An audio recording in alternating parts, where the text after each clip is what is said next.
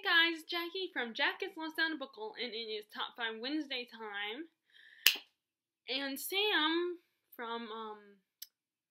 had decided, since she is so busy because she's doing graduate school, she had this really cool idea that why don't we do a rewind this month and just choose any topic from the past Top 5 Wednesdays. So, before I go on, Top 5 Wednesday, as always, is a Goodreads group created by Ginger Reads Laney and Sam from Thoughts on Tomes, and is currently hosted by Sam, whose this idea was. And I will, as usual, I will put the link to the group below in case you're interested in doing any of these topics and becoming part of the group, or if you just want to do the Top 5 Wednesdays and not necessarily become officially a member of the group, just do it just for fun.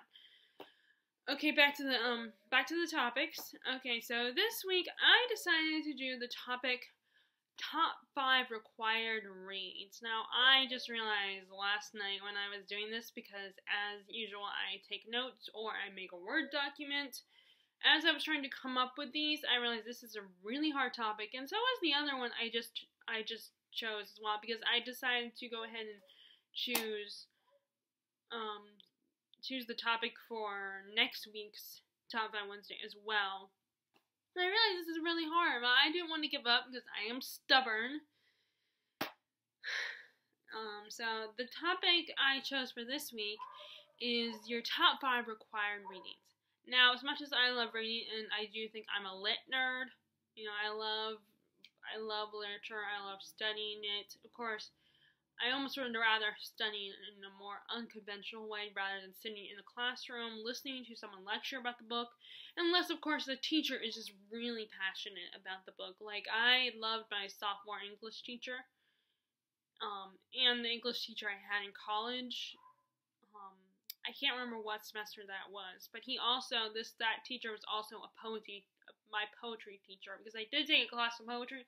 But to this day, I still don't understand poetry, and I still have no interest in trying to understand it. I mean, the closest I'll come to poetry is, like, Edgar Allan Poe and Shakespeare. Then, yeah, I'll check out those guys, but that's because I like their other work. Like, Poe writes short stories, and Shakespeare writes plays that I can't even begin to read. But, anyway, but I was able to manage to come up with some of my favorites, ones I actually liked. Unfortunately, only half of them I still have. Okay, so the first one is one that I do have. This is my all-time favorite, and so far my favorite F. Scott Fitzgerald. In fact, actually the only F. Scott Fitzgerald I've read, I think, unless we read some of his short stories. And that is the F. Scott Fitzgerald's The Great Gatsby. Now, I know The Great Gatsby is not everybody's cup of tea, but I personally loved it, and I think I was probably one of the few people in my sophomore English class that did love it. This is a story about Nick Carraway, and he is living, he's kind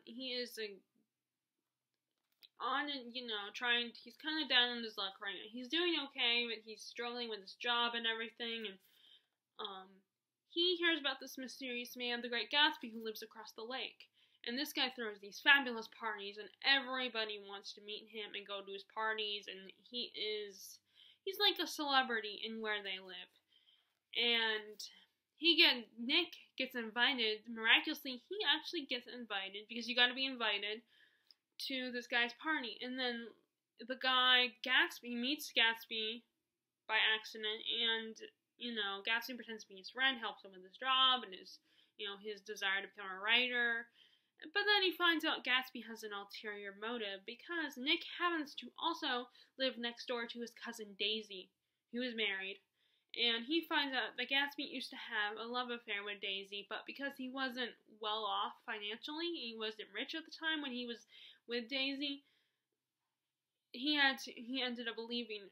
They went their separate ways. So now he's come back wanting to rekindle the old flame, despite the fact that she's married. And it's Nick's job and he wants Nick to help orchestrate their reunion. And Nick, unfortunately, reluctantly agrees. But he also realizes that Gatsby wants to try to recapture the past, and you can't do that, especially since Daisy's married. And that's basically the plot. It's a very simple plot, but very interesting too.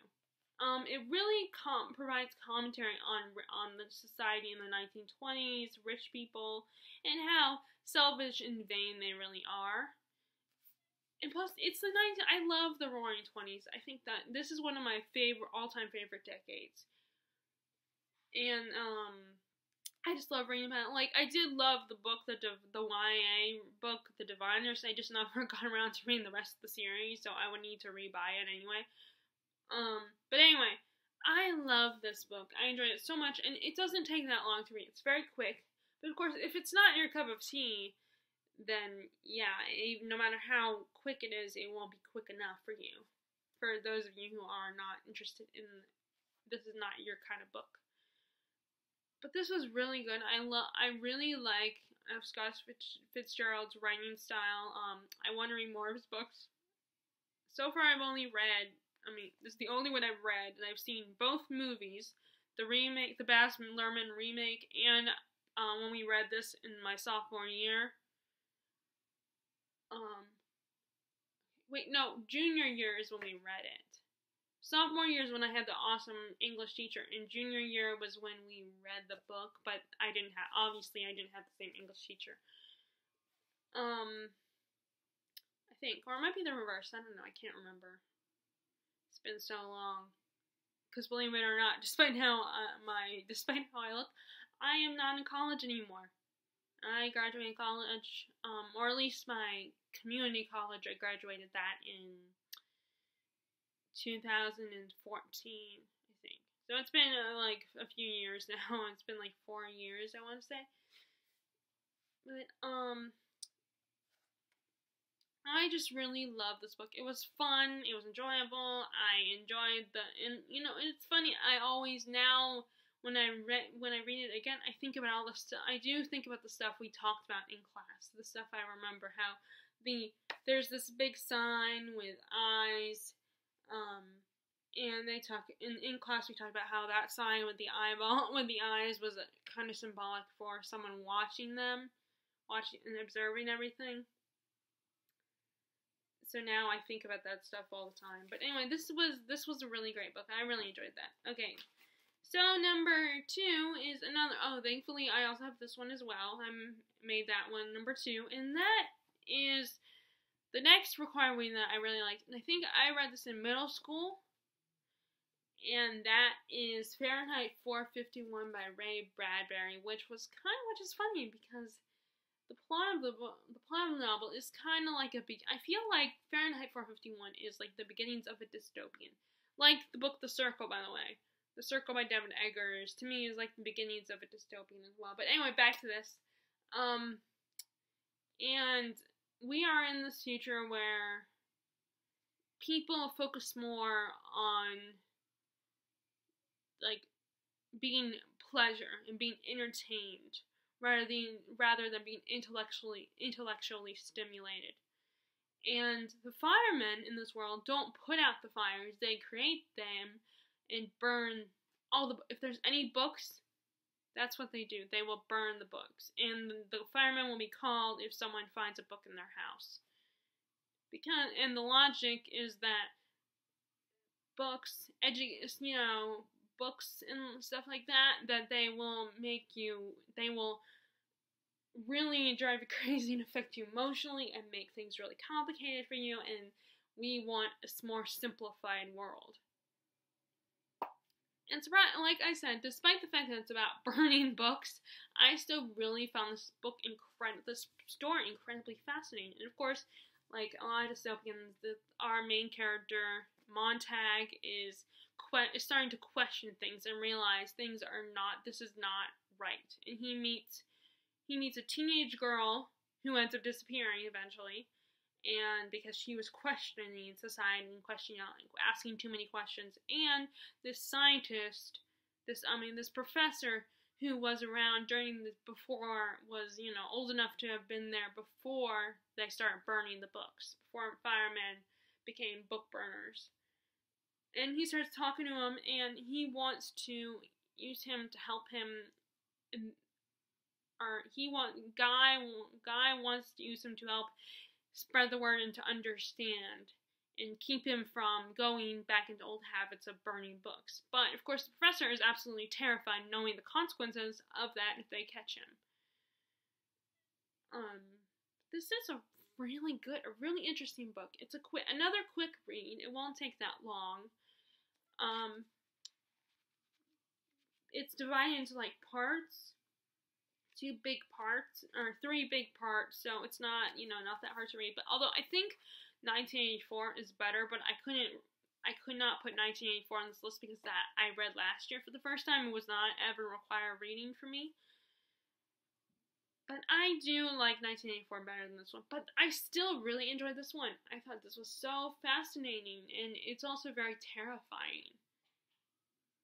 That these people, and just like, and it made me very angry, and I mean, it didn't make me as uncomfortable as 1984 or as The Circle did. The Circle and 1984 both made me nervous, and this one did too. But that's why I like 1984 better. But again, I couldn't say 1984 on this list because it was never required reading for me yet.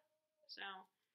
But this was so good and so fascinating, and just imagine, and it was and it's disturbing too, the idea that, especially because now in these modern times, people love things like reality TV, and we watch a lot of TV. We do watch a lot of TV, and we also spend a lot of time on the internet, on social networks, and I include myself in this, especially with spending the time on the internet.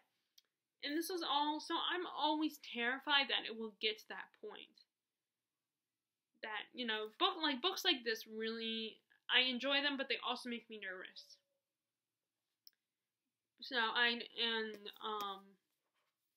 But either way, this is still a great book. I mean, there's a reason why it won a National Book Award.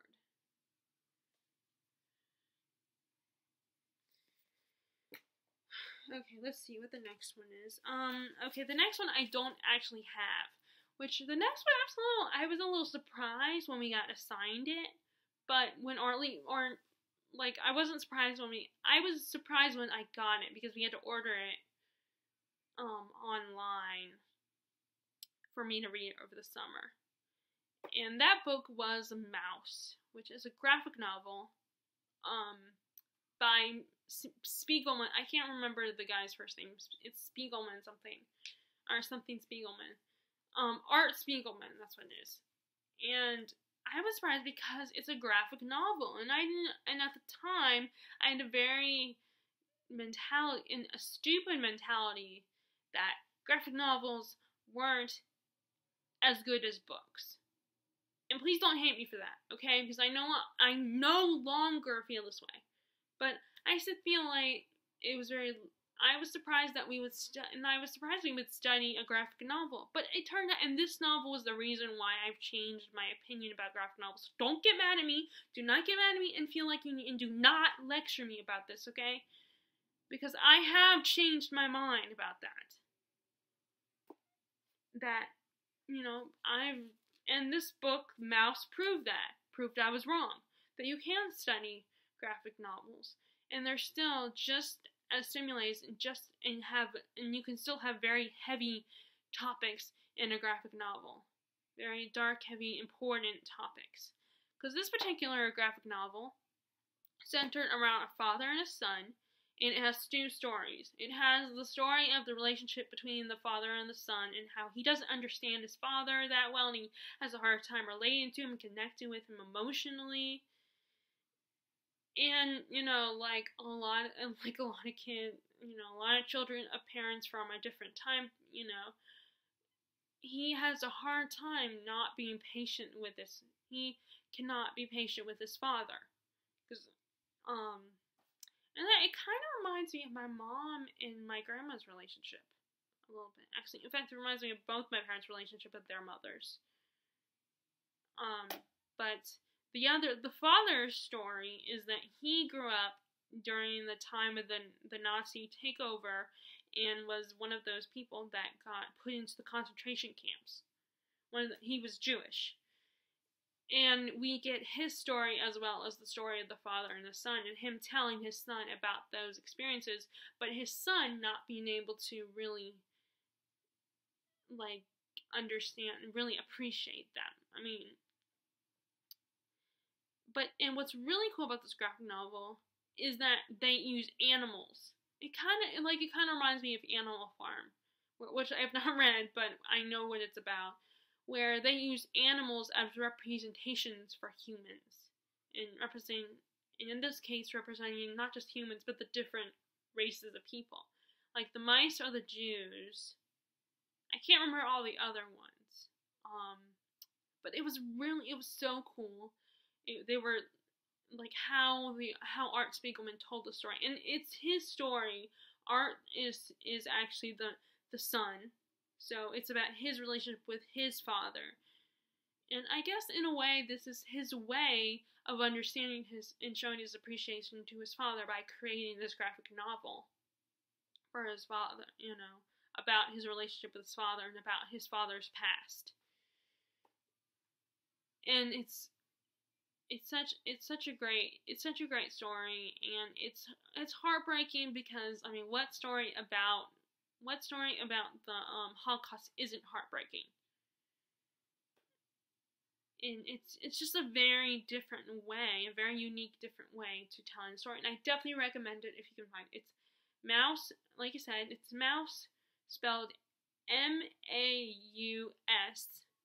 by Art Spiegelman. So I definitely would recommend it. Unfortunately, I still am too lazy. I haven't figured out, and I'm too lazy to do that because I will get really frustrated and pissed off if it was really difficult to do it, which it probably isn't. But I feel like I need to ask someone who's computer savvy, and my parents aren't, and I'm not either. So I can't really show you an image, and like I said, that was one of the books I probably donated, because books, they're not every book that's about a heavy, important topic. I don't always keep those. Not that I'm dismissing them or anything, I just don't always keep them. Okay, so the next one is, number 4 is one that, it wasn't technically assigned to me, but it was for an assignment. So I'm going to count it. And it's also one that I actually have, so like I said, it was for an assignment. And that is Charles Dickens' A Tale of Two Cities. Now, it was kind of like, the assignment was like I think it was like a book report type assignment. Of course, this was I want to say in college, one of my college English classes. It was, like I said, it was kind of like a book report. So I went it like we were right, and I picked this one because I had bought it at the time, and I had been looking for an excuse to read it. Because which it's funny, the reason why, I think I've shared the story before in videos, the reason why I was interested in this is because in the 90s movie starring Mara Wilson, A Tale of Two Cities, her father was in a musical stage show of A Tale of Two Cities, so I was kind of interested in it for that reason, which is a silly reason, but sometimes it takes things like that to get me interested in something. Or like, even if a character mentions the book, like I'm actually doing I might do the Rory Gilmore book challenge. I have read some of the books that she has on there. But like I said, this wasn't an actual assigned or required reading, but it was something that it was for an assignment. I really enjoyed this book.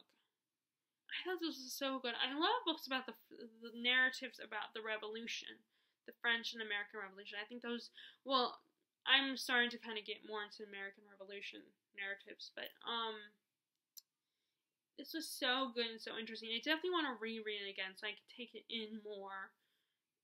I really love the main character, Sidney Carton. I think he's such an interesting, tragic character because things do not end well for his character. And like I said, I like the whole idea of learning about the revolution through this format. I think it's a fun way to learn about it. My only problem is because this was written a long time ago, female characters aren't done very well in the book. Well, not all of them are bad, but like the main female character, I just couldn't stand her. I did not like her. She bored me. She kind of reminded me of Melanie Wilkes from Gone with the Wind, which is another classic. But I can't say that one because, again, that one there was no assignment to that one. It was not required reading. I just read that one just for fun. But where she was just a two-dimensional, really annoying, sugary, sweet character. I do not like sweet characters, sweet, sentimental characters that are purely good, you know? And she just got on my nerves, and and I was also kind of disappointed with her choice because she has to make kind of the choice really isn't given to her, per se, but, it kind of is and it kind of isn't. If you read the book, you know what I'm talking about, or at least I think you would, but... Yeah, so this was cheap, $4.95, so $5, so it wasn't that expensive. But I definitely want to reread this and reread it when there's not as much pressure. Which not that there was a lot of pressure, but like I said, it was for an assignment, which is why I chose it because it wasn't required reading. But it was for an assignment. So, in a way, it was kind of required reading. But yeah, the only downside was that one of the main female character, I could not stand her. I did not like her. But this was written a long time ago by a male author, so, of course. Okay, so the last book I have here is a book that I don't have. Book number 5. And it's not even a book, actually. And that is The Crucible by Arthur Miller. I thought that, first of all, I was one of those people who went through not only a vampire phase, but a witches phase. I really liked witches. Like, one of my favorite TV shows was Charmed. And one of my favorite movies was The Craft. And I still like witches. I still think witches are really cool. But I thought The Crucible was such a good, unique way to look at the whole communist situation from the 1950s. But this was a play written by Arthur Miller where it took the whole Salem witch trials and used it as a commentary on the witch hunt of, the people that were communist back in the 1950s.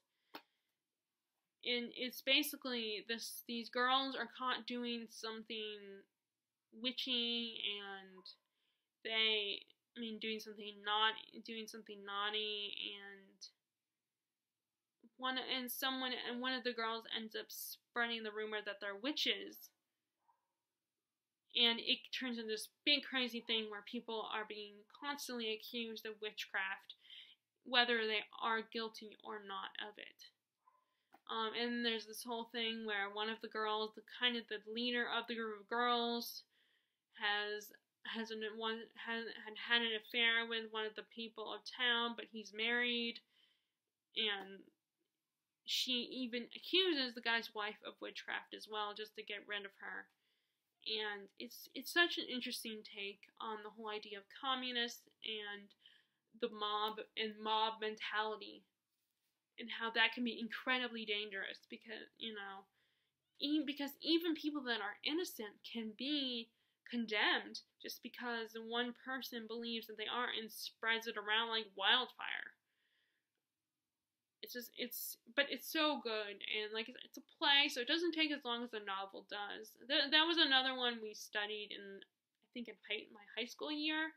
In high school, I studied the play. And it was very interesting. And if you're kind of interested in the topic of the Salem witch trials, then I would definitely check it out. So those were my required readings. like I said, the fourth one wasn't technically a required reading, but like as I keep repeating, it was for an assignment. And the last one was one we read in class. We studied in class. And then the other ones, of course, were required reading. Well, no, actually, The Great Gatsby was another one we studied in class. And Fahrenheit was required reading. I was actually required summer reading. So, what were you required to read in school, or what did you read? What did you guys study in class? And what was the book that you used for an assignment? So, if you liked this video, please be sure to give a thumbs up and click subscribe if you haven't already. Enjoy your reading, and I love to all the subscribers I already have. Bye, guys.